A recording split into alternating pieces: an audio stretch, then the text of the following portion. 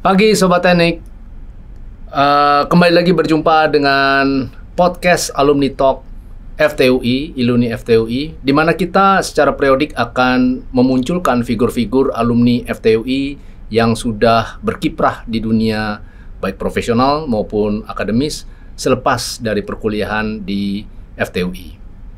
Jadi podcast ini itu adalah ditujukan semata-mata untuk memberikan inspirasi dan edukasi untuk para teman-teman Sobat Teknik yang masih berkuliah atau alumni-alumni baru untuk kemudian bisa mencontoh para figur yang menjadi inspirasi di setiap sesi. Oke, kali ini kita kedatangan salah seorang alumni yang menurut saya luar biasa. Sangat-sangat luar biasa. Kenapa? Karena rata-rata untuk mencapai keberhasilan itu biasanya angkatannya sudah mungkin di atas 80 atau mungkin di angka 90-an ya. Nah, ini masih kita consider recent, masih consider muda ya, dan jadi pencapaiannya sangat luar biasa sekali. Dan beliau namanya adalah Bang Daud Yosep, STMGM. Nah, nanti kita akan gali lebih dalam apa itu dan siapa itu Bang Daud Yosep. Tapi sebelumnya saya aturkan selamat datang Bang Daud. Thank you, di Bang Yovan. podcast Alumni Talk Iluni FTUI. Terima kasih. Sedikit untuk memberikan gambaran kesaktian daripada Bang Yosep ya, Bang Daud Yosep ini saya kasih gambarannya bahwa Bang Daud Yosep ini masuk ke FTUI adalah tahun 1997. Betul. Dan kemudian lulus tahun 2001. 2001 berarti 4 tahun nih Bang ya? 4 tahun. Wah, on time, on track. Oke. Lalu kemudian Bang Daud juga melanjutkan ke S2. Ya. S2-nya boleh ceritakan nggak sih Bang, apa tuh MGM itu seperti apa? Master of Global Management itu gelar master yang ditujukan bagi korporasi-korporasi yang ingin mengembangkan bisnisnya di seluruh dunia. Oke. Biasanya perusahaan-perusahaan seperti contohnya Citibank, McDonald, kemudian Boeing yang ingin mengembangkan sayapnya, berdagang bukan hanya di negaranya sendiri tapi ke negara-negara lain, itu memiliki ilmu-ilmu dasar yang harus dikuasai. Disitulah karena kompleksitasnya beda. Betul. Ya. Oke. Nah, di tahun berapa tuh Bang? 2019 sampai 2021. Oke, 2019 sampai tahun 2021. Oke, nah saya akan menjelaskan sedikit ya, karena cukup banyak ini kredensialnya ya, working experience-nya dari Bang Daud Yosep, tapi saya akan jelaskan yang terkini saja. Saat ini Bang Daud Yosep adalah sebagai Operational and Safety Director, Direktur Operasional dan Keselamatan PT Transjakarta. Udah berapa tahun tuh Bang? Ini sudah tahun yang ke-7. Mantap, 7 tahun. Itu berarti kan luar biasa karena kompetensinya sangat-sangat diakui. Sebelumnya beliau adalah sebagai Presiden Komisaris dari PT Steady Safe Tbk. Steady Safe Tbk juga masih di transportasi. Bidang transportasi juga ya. Dulu Mantap. ada bus kota, ada taksi dan lain sebagainya. Dan sebelumnya lagi itu adalah juga berkiprah di Transjakarta juga sebagai Operational Director. Masih sama ya Bang ya berarti ya? Jadi dari tahun 2016 ketika saya kuliah itu saya cuti atau di luar dari Transjakarta. Setelah itu kembali lagi ke Transjakarta. Mantap. Kurang lebih itu yang pengalaman beliau yang paling recent di dunia profesional. Oke, sekarang kita akan mulai menggali lebih dalam dan kita mau cari tahu edukasi dan inspirasi apa yang bisa kita dapat dari Bang Daud Yosep. Bang Daud, bagusnya Bang Daud atau Bang Yosep nih? Banyak yang panggil saya dengan panggilan Pak Jos atau Bang Jos. Oke, Bang Jos. Berarti kita bilang Bang Jos ya? Iya. Bang Jos, boleh diperkenalkan nggak sih perkuliahan Bang Jos itu tahun 97 masuk ke sini ya, masuk ke UI, ya FTUI. Itu seperti apa? Apa kondisinya udah banyak gedung-gedung seperti sekarang atau seperti apa? Silakan Bang Jos. Jadi tahun 97 ketika saya lulus dari SMA Taruna Nusantara Magelang, saya masuk ke kampus Depok ini cukup familiar dengan lingkungannya. Karena kalau dulu di kampus asrama itu 20 hektar cukup luas dan sangat hijau karena di Jawa Tengah sana. Ketika pindah ke UI, masuk ke kampus, saya merasa masih ada di satu rumah. Karena bayangan saya, ketakutannya masuk ke ibu kota itu saya nggak berhadapan lagi dengan pohon-pohonan, tapi berhadapan dengan gedung-gedung. Ternyata masuk ke UI sama seperti pulang ke rumah gitu. Jadi saya sangat welcome sekali menyambut. Jadi pertama kali ke asrama? Dulu pada waktu saya SMA di asrama, dan pada waktu ke UI saya tinggal di rumah karena sebetulnya saya asli dari Jakarta. Oh, aslinya dari Jakarta. Ya. Oh, ternyata Bang Jos ini adalah dari SMA Taruna Nusantara. Iya, betul. Oke. Jadi kemudian Bang Jos masuk ke FTUI jurusan Teknik Metalurgi. Teknik Metalurgi 97. Jadi kalau melihat daripada kedatangan Bang Jos sekarang ke kampus, kira-kira apa yang berbeda, Bang?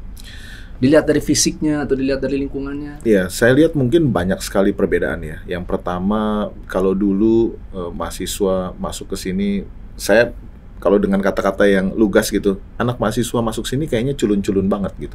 Ya, kalau sekarang saya lihat mahasiswa-mahasiswa, even yang baru-baru masuk gitu, kelihatannya mereka sudah sangat well prepared gitu dengan apa yang mau mereka hadapi. Kemudian yang kedua, secara bangunan, infrastruktur juga kelihatannya memang sangat up to date dengan perkembangan ya.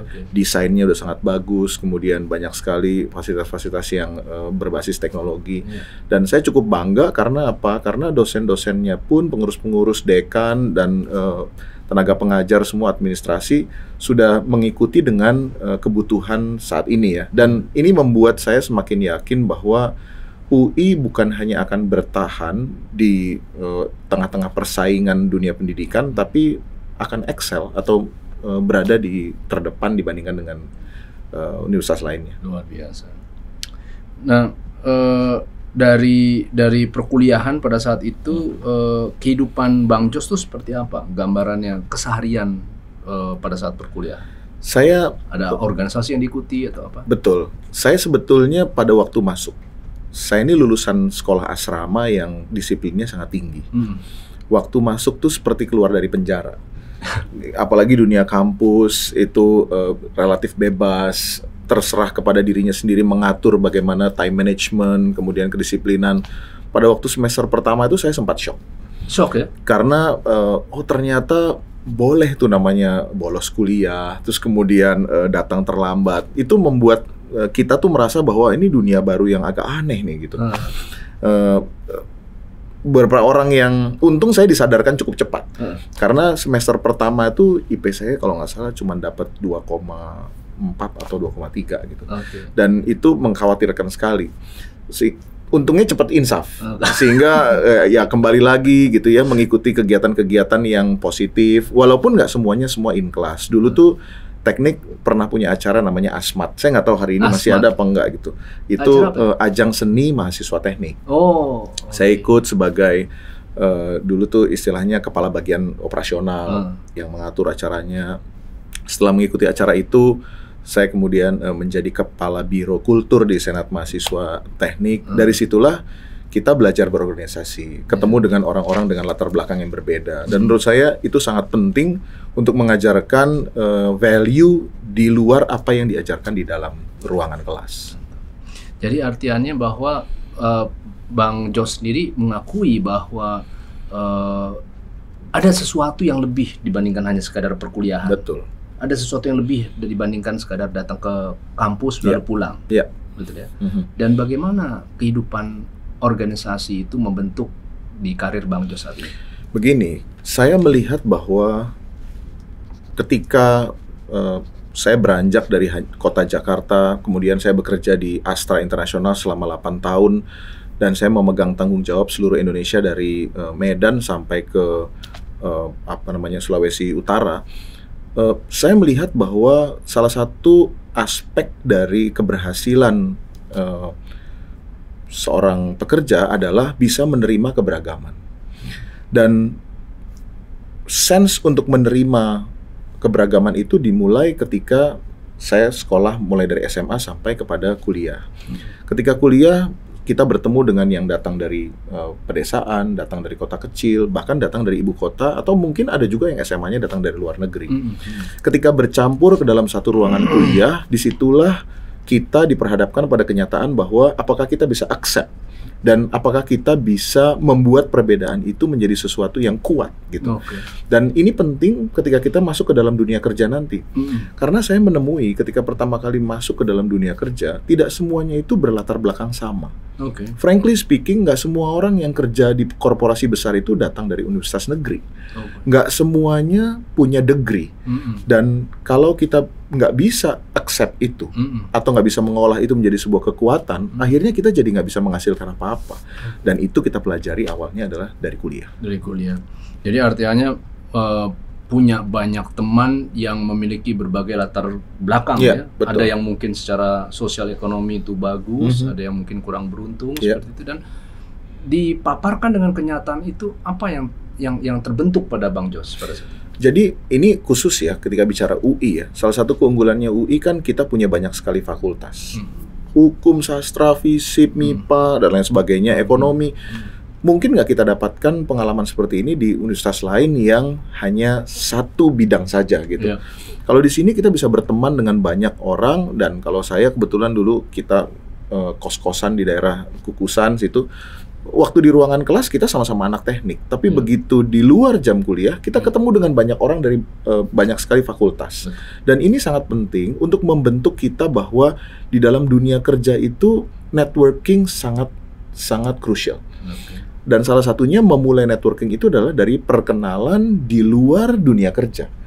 Ketika kita mau membentuk sebuah project, misalnya gitu ya, kita butuh orang finansial yang mungkin awalnya dari anak-anak ekonomi. Ketika kita mau bicara tentang membentuk sebuah kajian gitu, mungkin kita butuh anak-anak MIPA yang kita kenal semasa kuliah dan punya teman-teman atau network data bank atau bank data teman-teman yang bekerja di multiple mata kuliah. Itu penting untuk menimbulkan confidence buat kita gitu, bahwa project apapun saya bisa kerjain. Karena apa? Karena saya punya support dari mana-mana. Dan itu adalah nilai plus dari UI yang bisa menggabungkan begitu banyak ilmu di dalam satu melting pot ini. Nah itu dia Sobat Teknik. Jadi penting sekali buat Anda tidak hanya sibuk dengan urusan di dalam ruang kuliah, tapi juga pergaulan ya Bang ya? Iya betul. Saya masih ingat dulu di tahun 97-98 pertama kali itu ada namanya RTC. Oh iya, RTC. Radio Teknik Club itu. Saya masih ingat dulu. Pertama-tama orang RTC bingung adalah gini.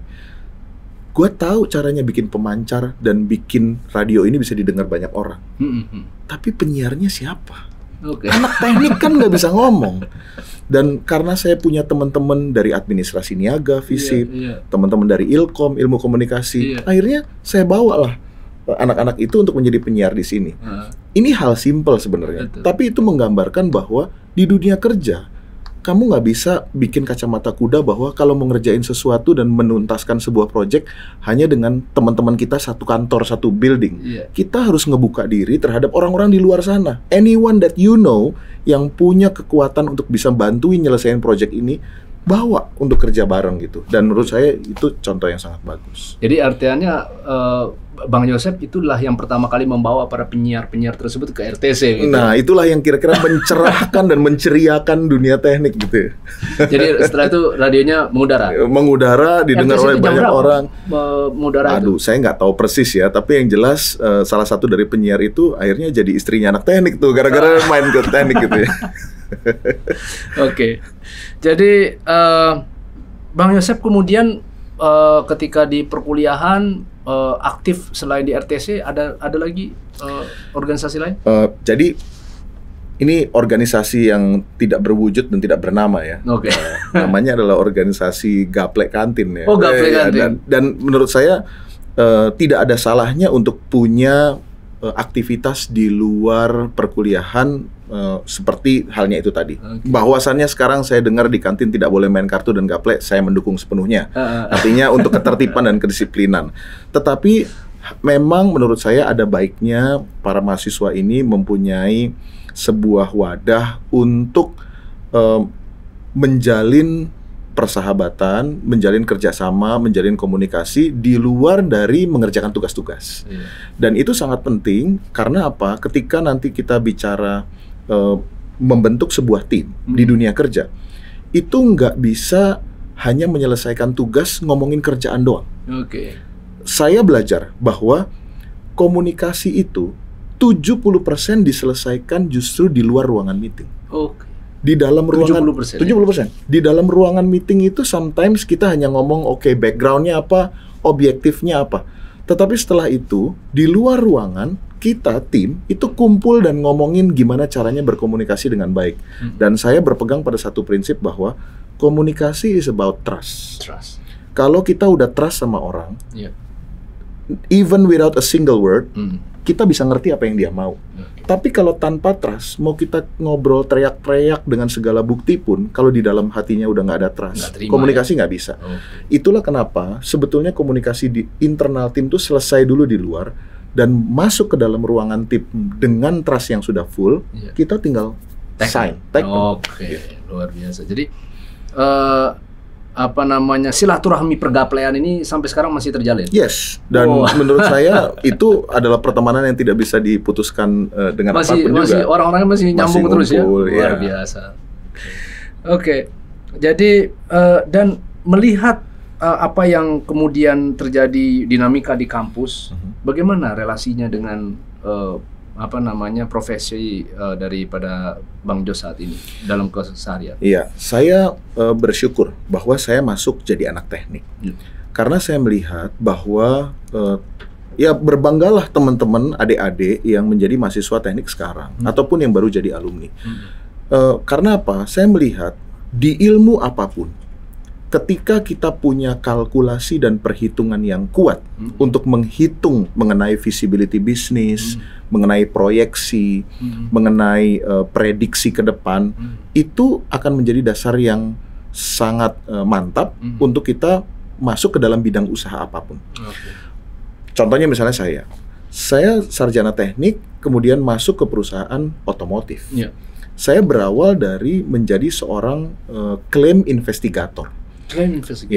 Melihat ada warranty claim, kemudian saya memutuskan dan menganalisa apakah ini harusnya diterima atau tidak, kesalahan dari produk atau produksi atau pengguna. Dari situ kemudian dibawa lagi kepada bidang yang lain, yaitu after sale service, memanage bengkel. Sampai dengan saat ini saya memanage transportasi perkotaan. Itu hal yang sangat berbeda. Makanya tadi waktu di depan kita bercerita tentang apa S2 yang diambil, itu global management. Ilmu tentang manajerial yang sebetulnya di luar daripada teknik.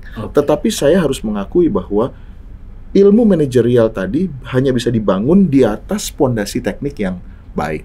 Jadi menurut saya teman-teman yang ada di teknik, please be serious on your lecture gitu ya, di kelas-kelas kuliah kita, karena itu penting sekali untuk menjadi pondasi yang kuat. Jadi untuk mahasiswa teknik yang memiliki pola pikir empirik, sementara Bang Jos ini kan artinya kuliah S2 itu adalah di bidang katakan manajemen gitu ya.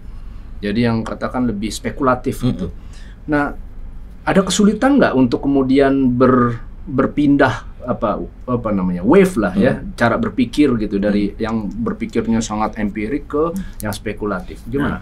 Ini penting karena begini, menurut saya ketika saya mengambil S2 itu didasarkan pada satu latar belakang tertentu. Itu di mana sih Bang ngomong? Jadi di Arizona, di Amerika. Pada waktu saya bekerja 3 tahun di Transjakarta, saya mengelola transportasi publik, bis Transjakarta itu. Waktu sebelum saya masuk, bus Transjakarta itu jumlahnya hanya 300. Waktu pas saya resign itu untuk kuliah, busnya sudah di angka 3.000. 10 kali lipat. Jumlah rute yang dilayani pada waktu saya masuk tuh hanya 40.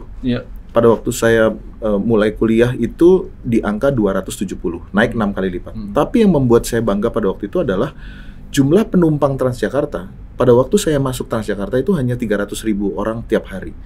Waktu saya setelah 3 tahun memimpin di sana, itu jumlah pelanggannya jadi 1 juta orang dalam 1 hari, diangkut oleh Transjakarta. Dan saya melihat bahwa ketika saya bandingkan antara Transjakarta dengan bis di Australia, dengan bis di Jepang, dengan bis di Korea, dengan bis di Singapura, bis di Taiwan, kayaknya kualitasnya Transjakarta bagus kok. Sehingga saya pada waktu itu punya visi Transjakarta ini harus bisa mengembangkan sayap di seluruh dunia. Kembali lagi, saya sadar bahwa saya ini anak teknik. Saya sarjana teknik yang nggak pernah diajarin tentang hal-hal itu. Nah, disitulah posisi kita ketika mau mengambil S2. Sesuaikanlah dengan perkembangan karir kita. Some people, saya nggak nyalahkan, tapi ada banyak orang yang terlalu cepat mengambil, habis selesai lulus S1, langsung lanjutin ngambil S2. Kita nggak tahu karir kita di mana.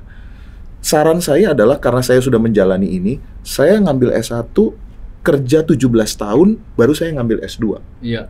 Kenapa? Karena saya tahu selama 17 tahun itu karir membawa saya kemana. Dan S2 apa yang paling penting untuk karir saya tadi. Dan ketika saya sampai di Transjakarta, saya sadar bahwa saya terbatas karena saya sarjana teknik, nggak tahu cara mengembangkan bisnis secara global. Saya ambillah pendidikan global management itu. Sehingga kalaupun saya ngambil sebuah gelar, saya memastikan itu tepat sasaran dengan karir yang sedang saya pupuk. Begitu. Keren. Jadi hypothetical ya, kalau seumpamanya misalnya seorang Bang Jos itu dari S1 langsung ke S2, dia akan seperti ini nggak sekarang? Ya, bisa jadi tebakannya benar. Ya, bisa jadi. Tapi bisa jadi juga karirnya ternyata ke arah yang lain gitu. Akhirnya jadinya ilmu S2 yang dia ambil tadi bisa jadi nggak nyambung. Jadi sebenarnya artinya ini adalah seperti himbauan berarti ya, kira-kira untuk begitu. Teman-teman teknik, bahwa setelah lepas S1, dapatkan dulu experience di lapangan. Dia cek dulu yang mana yang pas sama dia, lalu kemudian dia putuskan di mana dia mau involve. Disitulah yang dia akan tekuni S2 bahkan. Kalau boleh saya tambahkan sedikit. Pada waktu saya mengambil S2, kebetulan saya mendapatkan beasiswa untuk yang S2-nya. S1-nya saya mendapatkan beasiswa dari Garuda Indonesia di UI, dan S2-nya dari Share Foundation. Nah, kenapa saya mendapatkan beasiswa? Karena saya dianggap seorang profesional yang sudah cukup kontributif di dunia kerja saya. Makanya saya diberikan penghargaan untuk beasiswa di sana. Kalau saya langsung lulus, langsung ambil S2-nya, mungkin saya tidak akan mendapatkan privilege untuk scholarship itu. Nah, kedua, ketika saya masuk dengan bekal pengalaman 17 tahun, saya duduk di dalam kelas pendidikan master, ada banyak bekal yang saya bawa. Saya tidak terbayang kalau saya harus mengikuti program S2 tanpa saya bekerja 17 tahun. Kosongan itu ya? Saya nggak akan kebayang ketika diajarin tentang ini adalah cara untuk membaca laporan keuangan. Ini bagaimana caranya membina anak buah. Ini cara negosiasi dan cara untuk berkomunikasi lintas budaya misalnya. Saya nggak akan ngerti tentang itu. Karena apa? Saya nggak pernah punya anak buah. Saya nggak pernah ngelihat namanya laporan keuangan. Tapi saya diajarin tentang teorinya. Nah, itulah tadi dengan bekerja lebih dulu, mungkin 17 tahun juga jangan di-copy apa adanya ya. Mungkin 5 tahun, 10 tahun juga udah cukup untuk melihat sebetulnya trajeknya karir kita kemana dan master apa yang kita butuhin. Tapi buat teman-teman yang keburu sudah ngambil S2 langsung setelah S1 dan ngambil sesuatu karir yang ternyata menyimpang dari S2-nya yang pertama, nggak usah ragu-ragu untuk ngambil S2 bidang yang sesuai lagi. Kan toh juga nothing tulus, kita ngambil ilmu selalu akan lebih baik gitu. Luar biasa. Bang Jos, jadi untuk kemudian dalam keorganisasian, lalu perkuliahan, pada akhirnya kan semua perkuliahan pasti berakhir kan? Nah, bagaimana sih caranya Bang Jos kemudian menentukan saya mau berkarir di sini nih selepas kuliah? Apa? Nah, guidance-nya apa? Kebetulan pada waktu itu saya ini sangat terbantu dengan fakultas, karena fakultas pada waktu itu banyak menjaring namanya Career Day. Nah, pada waktu tahun 2001 itu saya mengikuti salah satu Career Day yang dilaksanakan di fakultas ini, yaitu Career Day Astra Internasional. Dan itu sebetulnya Career Day pertama dan terakhir saya, karena setelah itu saya nggak pernah ikut Career Day lagi, karena begitu Career Day pertama udah langsung nyangkut tuh. Dan Astra Internasional pada waktu itu merupakan salah satu korporasi yang cukup baik dan positif lah. Nah, menurut saya itu adalah salah satu cara saya melihat bahwa di bidang otomotif saya bisa banyak berkontribusi dengan ilmu saya. Saya mungkin harus cerita satu dan saya harus memberikan apresiasi kepada salah satu dosen pembimbing saya pada waktu itu adalah Profesor Edi Siraj, yang memperkenalkan saya kepada dunia industri. Pada waktu itu skripsi yang saya buat adalah tentang baja bebas atom interstisi atau interstitial free steel yang dipakai sebagai bahan platnya bodi mobil. Skripsi saya pada waktu itu berjudul apa pengaruhnya thermomechanical treatment terhadap kecepatan pembuatan baja bebas atom interstisi. Apa pengaruhnya? Saya jadi bisa melihat bahwa untuk membentuk bodi mobil yang bagus, kalau saya proses metal itu, lembaran metal dengan panas dan dipres, maka proses pembuatannya bisa jadi lebih cepat. Saya di situ menyadari bahwa oh ternyata buku-buku yang tebal-tebal itu di lapangan tuh ngefek. Artinya ada maknanya. Kita belajar ilmu tuh bisa membuat proses produksi lebih cepat. Biaya produksi lebih murah. Dengan biaya produksi yang murah, harga mobil bisa lebih terjangkau oleh orang. Harga bus bisa jadi lebih efisien. Sehingga biaya transportasi nanti bisa lebih murah. Disitulah saya mulai memahami bahwa gelar saya tuh bukan hanya sekedar ada di sertifikat, tapi juga bisa membawa manfaat buat masyarakat banyak. Luar biasa. Jadi ketika kemudian Bang Jos mengikuti karir D tersebut dan diterima di Astra, itu adalah satu-satunya perusahaan yang memang Bang Jos ikuti. Atau ada lagi yang lain? Belum ada, dan kalau saya lihat memang model seperti ini di luar negeri pada waktu saya mengikuti pendidikan master juga dilakukan hal yang sama di luar sana. Dan saya encourage teman-teman yang masih adik-adik yang masih mahasiswa ya, jangan batasi diri kita mengambil karir D atau mengikuti kegiatan karir D ini hanya pada saat semester 7, semester 8. Tapi mulai dari semester 3, semester 4, mulai ikutin aja kegiatan-kegiatan ini. Cari tahu, namanya window shopping itu kan nggak ada batasannya dan nggak ada yang larang. Menurut saya cari aja bidang usaha apapun yang ada, cari mana yang bagus, mana yang enggak, supaya kita nggak terpaksa mengambil keputusan di saat-saat terakhir udah mepet gitu. Karena kalau dari awal kita udah tahu apa syaratnya, apa requirement-nya, kita di sisa semester pendidikan jadi bisa melengkapi diri kita lebih baik. Jadi akibatnya pada saat lulus, semua knowledge-nya, puzzle-nya udah lengkap gitu ya. Kurang lebih seperti itu. Oke. Bang Jos, ketika kemudian masuk ke dunia kerja, pastinya kan beda dong sama pada saat perkuliahan, ya kan? Susah nggak untuk beradaptasi pada pola hidup yang baru ini? Ya, saya ada dua hal yang saya lihat cukup sulit beradaptasi ya. Yang pertama adalah kita tuh nggak hanya ketemu dengan anak teknik. Beraneka ragam ya? Beraneka ragam. Akibatnya apa? Kadang-kadang kalau kita ngomong sama anak teknik itu nangkepnya cepet, nalarnya gampang, dikasih hitungan tuh langsung nyambung. Ketika kita ketemu di dunia kerja, nggak semuanya anak teknik, bro. Jadi kita harus patient, sabar, ngikutin pace-nya orang dan lain sebagainya. Dan jangan salah, sometimes orang-orang pinter yang ada di dunia kerja, mungkin mereka bahkan nggak punya gelar. Learning by doing, kemudian mereka belajar dari mencoba-coba, tapi valid bahwa keahlian mereka tuh didapatkan dari jam terbang yang tinggi. Itu membuka mata kita bahwa apa? Bahwa baca buku dan ikut ruangan kuliah itu bukan segalanya. Kita tetap harus membina. Kalau kita baca satu buku berjudul Outliers, kita akan menjadi ahli ketika kita sudah mengerjakan itu kira-kira 10.000 jam.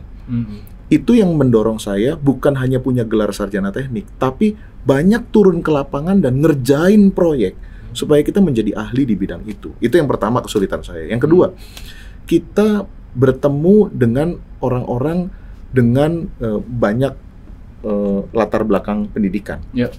Nah, banyak latar belakang pendidikan ini membuat sometimes standar ekspektasinya tuh berbeda-beda.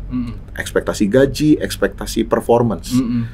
Salah satunya adalah begini, kalau di akhir bulan, atau kita hanya ngejar biasanya kalau kuliah 1 semester gitu ya, kita biasanya, saya dulu deh, sorry saya nggak mau generalisir. Kalau saya tuh biasanya di bulan keempat dan bulan kelima itu belajarnya baru serius tuh. Karena udah mau deket-deket ujian akhir gitu ya. Di 1 sampai 3 bulan pertama tuh head on biasanya. Jadi melakukan hal-hal yang nggak ada hubungan dengan kuliah. Tapi kalau pekerjaan nggak bisa gitu. Kita tuh dimonitor setiap bulan. Dan dimonitor itu based on performance. Itu salah satu yang shock buat saya, anak kuliah yang masuk ke dunia kerja. Dan hal ini hanya bisa diatasi dengan agility-nya mahasiswa. Makanya menurut saya teman-teman anak teknik ya, adik-adik yang sekarang masih pada kuliah, menurut saya sangat baik kalau kita mengikuti banyak kegiatan dan bukan hanya fokus kepada apa yang ada di ruangan kuliah. Mau kegiatan-kegiatan olahraga misalnya, atau kegiatan-kegiatan seni, kegiatan-kegiatan ya. Saya terbuka saja, pada waktu saya masuk tahun 97, pada waktu itu zaman-zamannya demo reformasi. Kita pun ikut-ikut demo, kita pun ikut-ikut turun ke lapangan, dan hal-hal itu menurut saya hal-hal positif yang membentuk kita jadi orang yang agile. Ketika kita harus dikejar oleh satu target tertentu, kita jadi bisa menyesuaikan diri. Jadi memang ada orang-orang yang tidak agile. Begini, sometimes kita ada dikotomi. Ada orang-orang yang generalis dengan orang-orang yang spesialis. Sebagian orang senang sekali menjadi seorang spesialis. Menurut saya itu nggak salah. Some people are born to be specialist. Tapi menurut saya, orang-orang yang akan menjadi leaders adalah orang-orang generalis. Dia tidak tahu segalanya tentang satu hal, tapi dia tahu sesuatu tentang segalanya. Sehingga dalam kondisi atau keadaan apapun, dia bisa valid sebagai seorang pemimpin. Artinya begini, kalau seseorang hanya jago di dunia teknik dan teknik yang bidang itu saja, mungkin ketika dihadapkan dengan masalah tertentu di luar bidangnya, dia jadi nggak punya apa-apa gitu. Tidak punya backup atau nggak punya bekal untuk memimpin. Karena seorang pemimpin tidak harus menjadi yang paling hebat. Tidak harus jadi yang paling pintar, tetapi minimal dia bisa punya bekal untuk mengelola resource yang ada di dalam timnya atau dalam komunitasnya. Itu yang menurut saya tadi bicara tentang agile nggak agile, saya melihat kalau orang terlalu spesialis, dia jadinya nggak agile karena dia jadi kurang bisa menyesuaikan diri dengan bidang-bidang yang lain. Nah, ini penting sekali nih Sobat Teknik. Jadi kalau ketika kita kemudian memiliki mindset untuk menjadi seorang spesialis, yang mana nggak ada yang salah. Nggak ada yang salah. Itu, ya. Hanya saja kita mengorbankan agility kita yang berakibat pada kita menjadi kurang memiliki pemahaman pada bidang lain, yang menyebabkan kita sulit untuk kemudian melakukan katakan merangkul ya dari banyak aspek. Itu luar biasa sekali. Jadi pada saat Bang Yosep itu kemudian turun ke lapangan, lalu kemudian tadi Bang Yosep ini adalah menarik. Artinya Bang Yosep kan istilahnya dari seorang yang SMA-nya dari SMA yang favorit, lalu perkuliahannya juga favorit gitu ya, dan bertemu dengan orang-orang yang bisa jadi pencerapannya, nalarnya tidak secepat Bang Yosep misalnya. Dan tadi Bang Yosep bilang harus bersabar. Seperti apa tuh? Bersabarnya kayak gimana? Saya selalu memegang sebuah prinsip bahwa seorang pemimpin adalah orang yang melayani. Dan ketika bicara melayani, itu saya belajar dari sebuah prinsip yang kadang-kadang kita harus belajar dari hewan. Namanya kawanan serigala. Itu yang kuat harus ada yang jalannya paling belakang. Untuk memastikan bahwa nggak ada satupun yang ketinggalan dari timnya itu. Itulah menurut saya yang harus kita pegang ketika kita ada dalam dunia kerja sebagai tim. The weakest link adalah orang yang paling lemah. Dan kalau kita mau satu tim itu semuanya selamat, kita nggak boleh berjalan dengan kecepatan orang-orang yang paling pintar. Karena nanti yang nggak ngerti, dia akan ketinggalan dan performance-nya paling poor. Karena nangkapnya agak lambat, pemahamannya mungkin paling tidak luas dibandingkan yang lain. Itulah menurut saya yang harus kita kejar, yang harus kita ayomi, yang harus kita dampingi, yang harus kita bantu gitu. Nah, disitulah menurut saya ketika kita bicara leadership ya, ketika mau jadi pemimpin di dunia kerja, kita harus punya kesabaran untuk nunggu yang tadi mata rantai yang paling lemah. Karena menurut saya begini, kayak contohnya kita bicara di Indonesia ya, kita bicara ada sekian persen orang yang masih miskin gitu. Kita nggak akan bisa ngangkat yang rata-rata nasional kecuali kita mengangkat yang paling rendah tadi.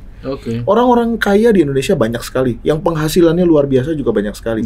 Tapi dengan menaikkan mereka nggak akan mengangkat nilai rata-rata. Kita hanya bisa menaikkan rata-rata kesejahteraan orang Indonesia kalau kita mau mengajak, mengayomi, membantu, mendukung yang ada di bawah-bawah tadi. Itu yang butuh kesabaran. Mantap. Bang Jos, banyak sekali ya inspirasinya, tapi ini kita butuh inspirasi. Jadi ketika otak butuh inspirasi, kita butuh kopi. Boleh. Silakan minum Bang Jos. Makasih. Kita sambil ngopi dulu. Jadi Bang Jos, ini menarik sekali. Di satu sisi, Bang Jos dengan kecepatan nalarnya, dengan kecepatan pemikirannya, begitu ya, tentu memiliki target-target yang mau dicapai. Tapi juga Bang Jos memiliki suatu pemahaman bahwa nggak semua orang loh punya kecepatan seperti saya. Jadi akhirnya Bang Jos bernegosiasi. Kayaknya saya harus mengorbankan target-target saya. Apa seperti itu? Jadi gini, memang betul bahwa sometimes kita tidak bisa expect everyone to be like us. Ya. Orang yang memaksa bahwa everyone should be like me itu akan end up pertama hopeless, karena itu tidak mungkin terjadi. Bahwasannya semua orang harus sama levelnya dengan kita, nggak akan bisa terjadi. Kalau kita ngotot berpengharapan seperti itu, akhirnya kita hopeless dan nggak mau ngerjain segala sesuatu. Akhirnya apa? Yang kita lakukan yang pertama menurut saya adalah kita mesti delegate.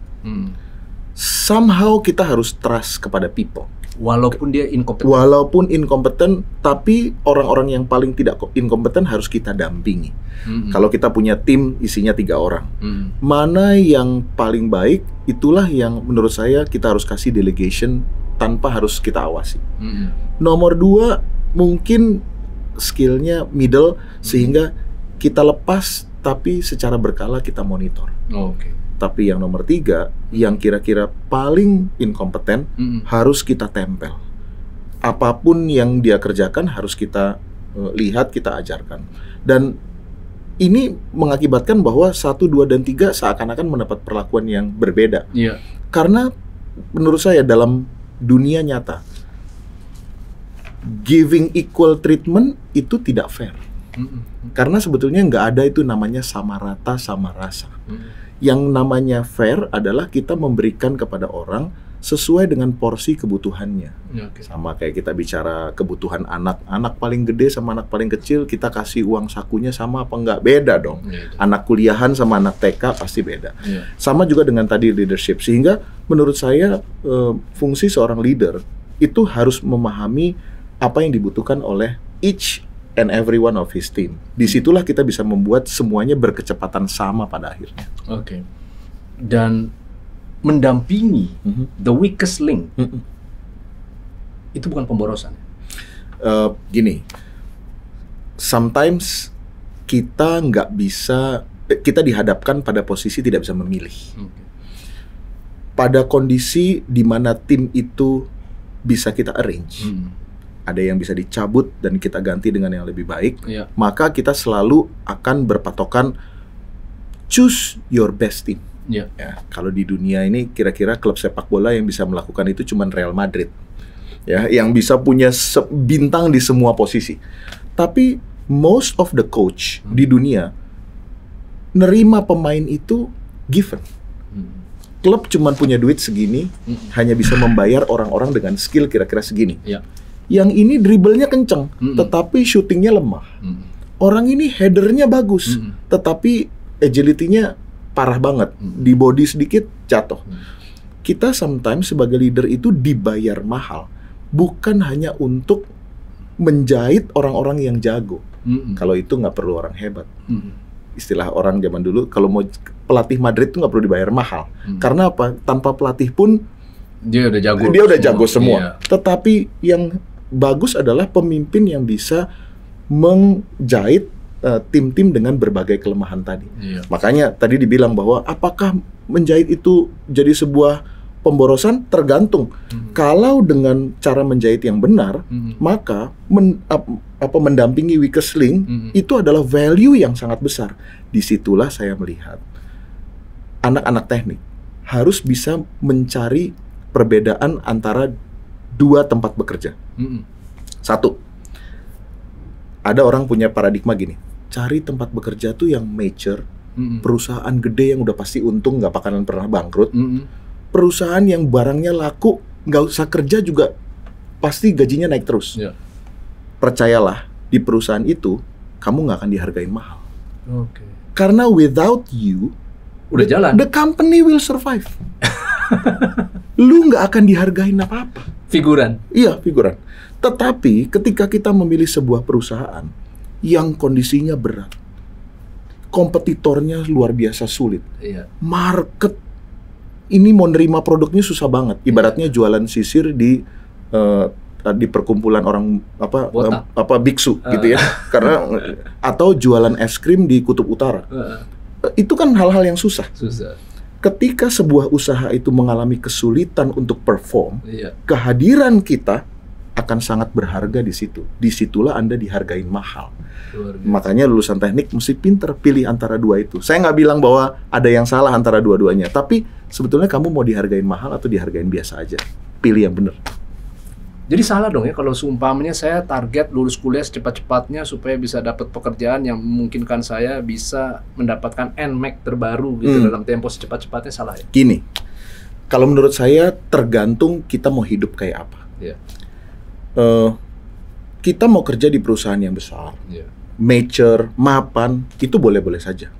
Tapi pengalaman mengajarkan saya, orang-orang yang hidup dan berkarir di tempat seperti itu, biasanya ketika dia nanti lulus dalam tanda kutip, yaitu pensiun, biasanya nggak banyak skill yang dia dapat.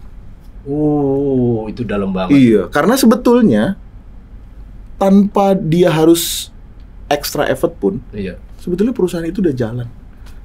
Dan dia akhirnya nggak terdidik untuk struggle. Jadi selama tahunan dia kerja sebenarnya nggak akumulasi apa-apa. Sebetulnya nggak banyak dapat apa-apa. Sadly, orang-orang ini dimanjakan selama dia kerja. Tapi once dia pensiun, dia akan shock. Ini menarik ya, karena Bang Jos kan masih aktif bekerja, tapi bicara bahwa seolah-olah ini udah di-experience. Gimana? Jadi gini, saya ini hidup berpuluh-puluh tahun di dalam lingkungan yang ada hierarki. Contohnya saya sekolah di sekolah semi militer, di mana saya tuh hormat kepada orang yang hierarki lebih tinggi daripada saya. Dan itu membawa nilai positif di saat saya bekerja. Saya selalu menghormati institusi dan menjunjung tinggi orang yang ada di atas saya, yaitu atasan. Saya sudah pindah bekerja sampai sekarang, karir saya 21 tahun ini, saya pindah kerja 7 kali. Dan di 7 tempat itu, saya selalu punya hubungan yang baik dengan semua atasan saya. Saya nggak pernah keluar dari sebuah perusahaan karena berantem sama bos, atau karena performance saya jelek sehingga saya di-kick keluar. Nggak pernah. Karena itu saya punya hubungan komunikasi yang sangat baik dengan setiap atasan saya.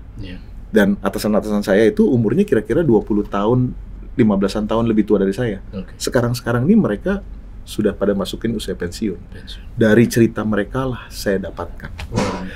Itu kehidupan yang mereka jalani saat ini yang membuat saya bisa membedakan. Oh, kalau yang kerja begini, hasilnya ini. Jadi kira-kira itu. Jadi kalau kembali lagi ini berarti kan pilihan buat mereka ya, para sobat teknik itu ya, bahwa artinya mereka mau mengembangkan skill atau mau mendapatkan sesuatu barang yang mereka bisa show off kepada temannya gitu ya, pencapaian-pencapaian yang materialistik. Kalau seumpamanya dia mau meningkatkan skill, berarti dia harus berkarir justru di perusahaan yang struggling. Mesti hati-hati. Some people punya pendapat juga bahwa kalau gitu saya nggak mau jadi karyawan.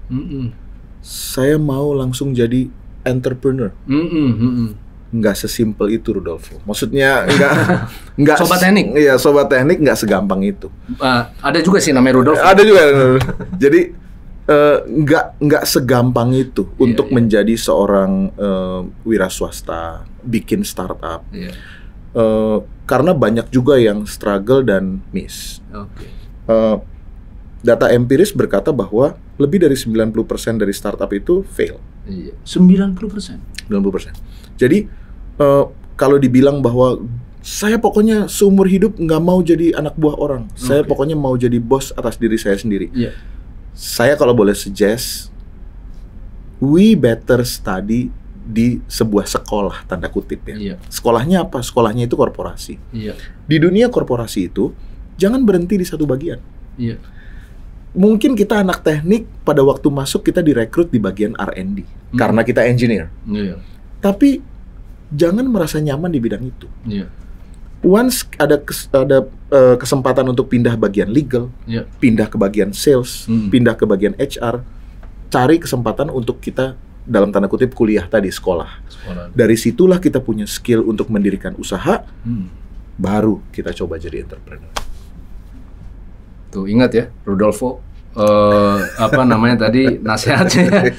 Ini penting sekali loh ya, kepada semua sebenarnya, bahwa artinya ternyata menjadi seorang entrepreneur itu adalah 90% kansnya akan gagal. Oke.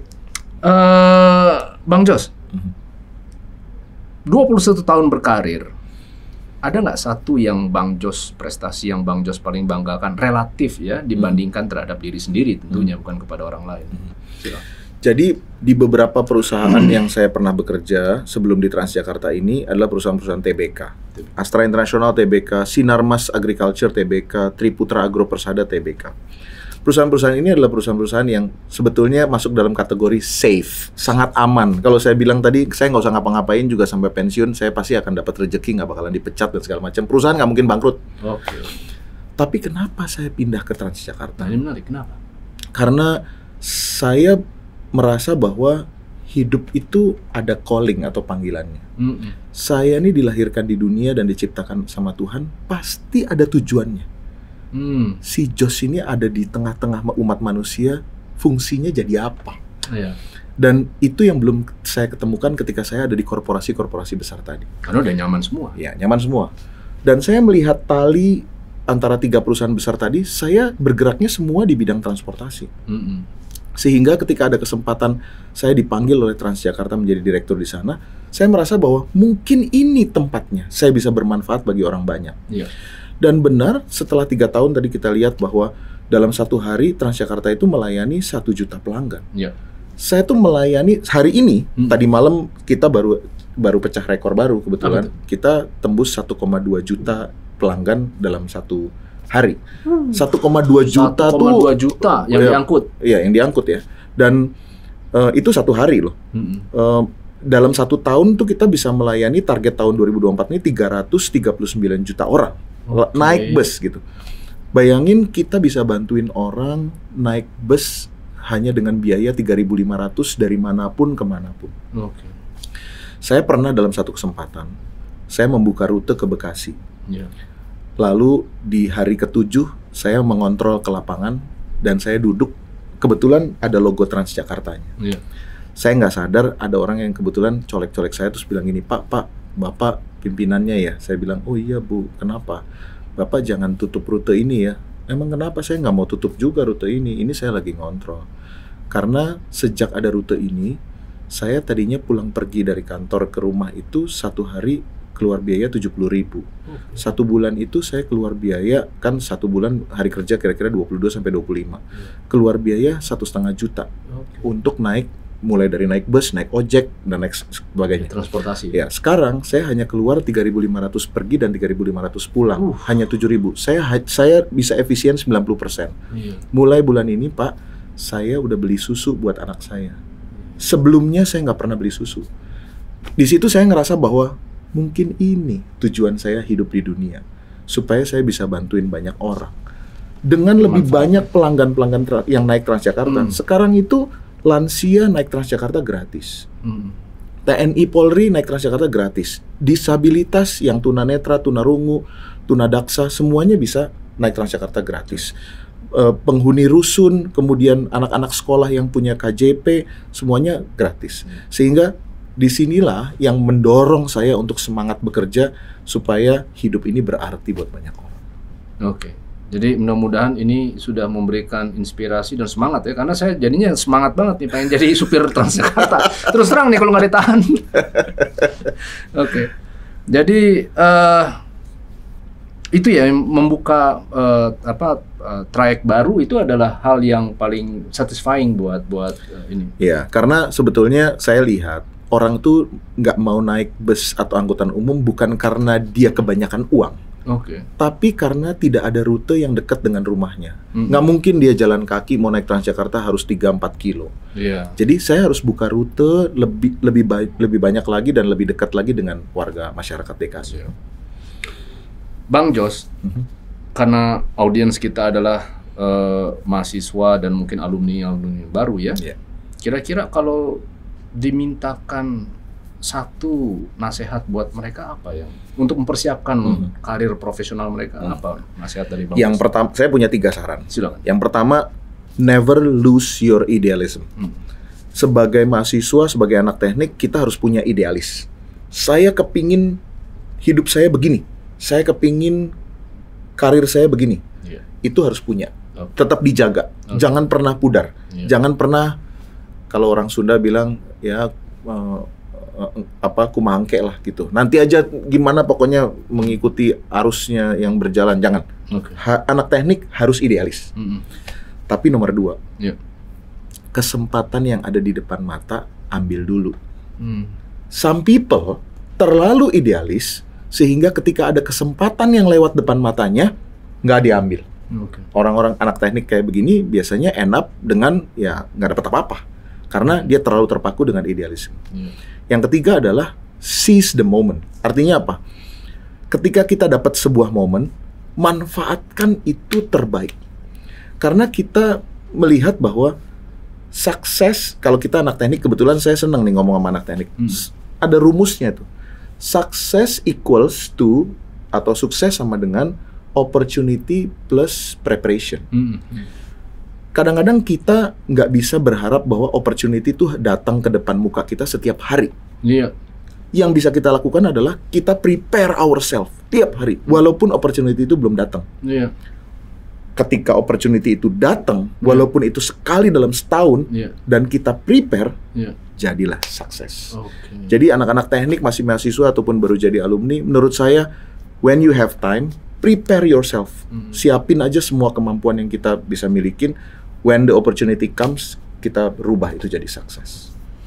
Dan luar biasa sekali. Bang Jos berpindah dari suatu perusahaan yang artiannya sudah nyaman ke Transjakarta dengan suatu misi. Nah, sekarang misi apa yang ingin Bang Jos contribute untuk masyarakat atau untuk bangsa dalam tahun-tahun ke depan? Ya, saya melihat bahwa sebetulnya amanat dari undang-undang, pemerintah itu wajib menyediakan transportasi bagi warganya sebagai kebutuhan dasar. Dari uang pajak yang kita bayarkan kepada pemerintah, itu harusnya bisa dikonversi menjadi angkutan umum yang baik dan layak. Dan saya harus berkata bahwa di Indonesia yang baru melaksanakan itu baru Jakarta. Belum banyak kota-kota lain, mungkin kalau saya lihat masih sehitungan jari yang bisa menyelenggarakan layanan transportasi umum yang aman, nyaman, selamat, dan lain sebagainya. Misi saya adalah, kalau memang diberikan kepercayaan oleh bangsa negara Indonesia, saya ingin membawa apa yang sudah baik dan positif dijalankan di Transjakarta untuk diterapkan di kota-kota lain, provinsi-provinsi lain di Indonesia. Karena pada waktu setelah saya pulang sekolah dari Amerika dan saya bawa bekal untuk mengembangkan sayap Transjakarta ke luar negeri, saya diingatkan lagi bahwa di negaramu sendiri aja banyak kota-kota yang belum punya transportasi umum kayak gini. Apakah kamu akan ngelayani negara lain lebih dulu? Sementara di negara kamu masih banyak warga yang membutuhkan. Jadi saya akhirnya kembali introspeksi dan mungkin itulah yang menjadi misi yang terlebih dulu akan saya capai sebelum saya akan mengembangkan sayap ke belahan lain di dunia. Luar biasa, Bang Jos. Saya terkesima benar-benar dengan pemaparannya dan semangatnya. Dan mudah-mudahan edukasi dan inspirasi dari Bang Jos bisa berguna untuk sobat-sobat teknik yang saat ini tengah berkuliah atau yang baru lulus ya, supaya bisa minimalnya sama dan mudah-mudahan bisa lebih daripada pencapaian dan kontribusi Bang Jos. Terima kasih Bang Jos untuk sesinya kali ini, dan special thanks untuk Rudolfo yang sudah disebut-sebut oleh Bang Jos, dan nampaknya Anda sangat signifikan sekali sampai disebut oleh seorang presiden direktur ya operasional. Oke, dengan demikian kita akhiri sesi kita saat ini, dan mudah-mudahan ini adalah kontribusi dari Bang Jos untuk kemajuan ILUNI FTUI dan juga utamanya adalah untuk negeri. Terima kasih. Dari kami sekian, kami akhiri. Wassalamualaikum warahmatullahi wabarakatuh.